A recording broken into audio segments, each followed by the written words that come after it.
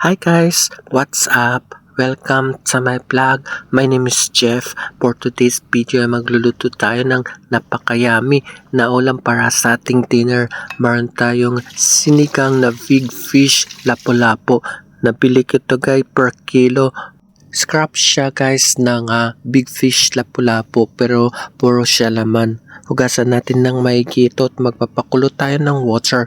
Magad ng lemongrass, maraming kamatis, sibuyas, loya, bawang at meron pa itong gabi, carrots and kalabasa.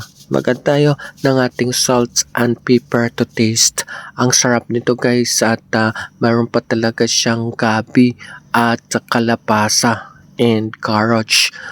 Continue lang guys ang ating pagpapakulo sa ating ginagawang sabaw hanggang lumabas ang kanyang aroma. Mag-add tayo ng ating sinigang mix.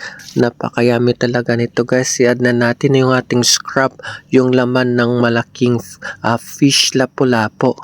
Tingin pa lang guys ay napakayami na ito. 3 kilo pa lang nabili natin ng big fish scrap lapu-lapu. Napakamura lang ng kilo nito, 150. Sa atin guys, magkano ang kilo? So yung scrap ng lapu-lapu. So yung iba nilagay natin sa fridge para next time ay magpaksyo tayo. Pag naluto na ang ating fish lapu-lapu, mag-add tayo ng ating saluyot. May saluyot pa talaga ito guys kasi baka masira lang sa fridge. Yung ating litos at antayin lang nating maluto ang ating mga gulay. Para sa ating hot drinks, meron tayong onion tea and meron pa itong lemongrass. Nilagyan pa natin ito ng green tea. Slice of onion, konting loya, konting pawang, 5 pirasong cloves yung ating lemongrass. Papakuloy lang natin ito at naglagay pa tayo ng ating turmeric powder at yung ating green tea.